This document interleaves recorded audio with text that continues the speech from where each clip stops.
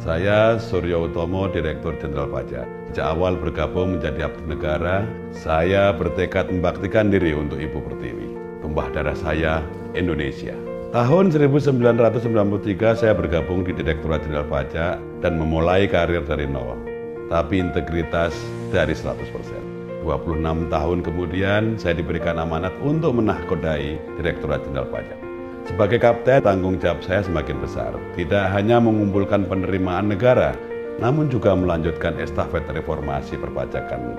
Berikut adalah beberapa wujud nyata reformasi perpajakan Direktorat Jenderal Pajak. Pertama, reorganisasi dan peningkatan kapasitas SDM Direktorat Jenderal Pajak. 18 kantor pelayanan pajak madya dilahirkan, bersamaan dengan penyempurnaan tugas dan fungsi kantor pelayanan pajak, wajib pajak besar, khusus, madya, dan pratama. Fungsi pengawasan diintensifkan menjadi pengawasan khusus bagi wajib pajak strategis dan sisanya dilakukan pengawasan berbasis kewilayahan. Kami telah mengangkat 2.300-an fungsional penyuluh yang akan dilanjutkan dengan fungsionalisasi jabatan lainnya. Kedua, empowering basis data, proses bisnis, serta fungsi layanan dan informasi perpajakan.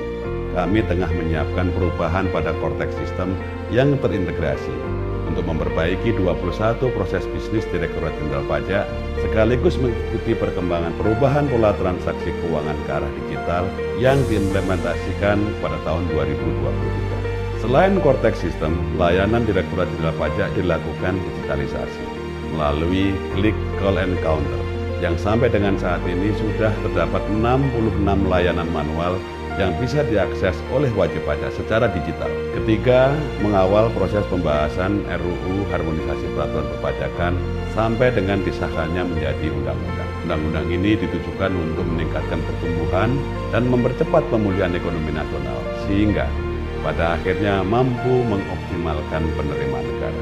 Sudah banyak yang kami lakukan dan masih akan lebih banyak lagi tantangan berikutnya.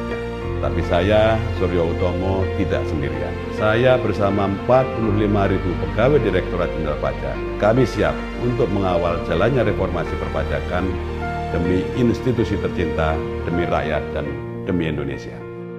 Saya telah menunjuk Pak Suryo Utomo sebagai nahkoda reformasi di Direktorat Jenderal Pajak, sebuah institusi yang begitu sangat penting di dalam pengelolaan keuangan negara dan di dalam mengumpulkan sumber daya bagi APBN. Reputasi Pak Suryo sebagai jajaran tinggi di Kementerian Keuangan diharapkan akan mampu mengubah Direktorat Jenderal Pajak di dalam mereformasikan, memperkuat organisasi, tata kelola, kompetensi sumber daya manusia, dan di dalam melakukan transformasi pada era digital.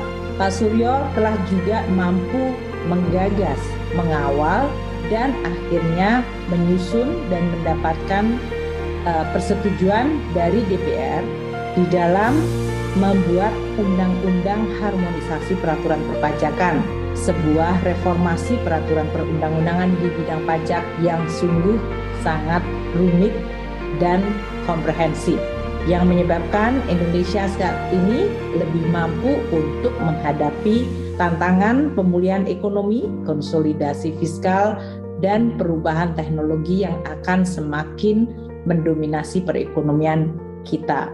Saya mendukung Pak Suryo Utomo sebagai kandidat penerima anugerah ASN tahun 2021, sebuah pilihan yang sangat baik.